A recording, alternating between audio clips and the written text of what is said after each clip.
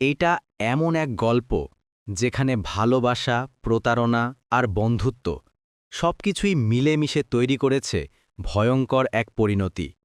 ঢাকার হাইকোর্টের সামনে পাওয়া ২ প্লাস্টিক ড্রামের ভেতর লুকিয়ে ছিল রংপুরের ব্যবসায়ী আশরাফুলের ২৬ টুকরো লাশ।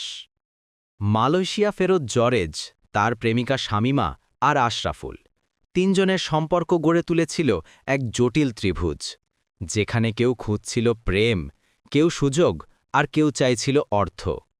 ভুল বোঝাবুঝি, বিকৃত ইচ্ছা আর ঈর্ষা মিলে একসময় নিয়ন্ত্রণের বাইরে চলে যায় পরিস্থিতি।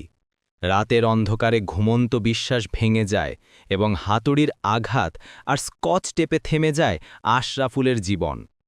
পরদিন সকালে দুজন মিলে কিনে আনে ড্রাম, চাপাতি আর পলিথিন। ভাবল লাশ গুম করলে সব শেষ হয়ে যাবে, কিন্তু সত্য গোপন থাকে না।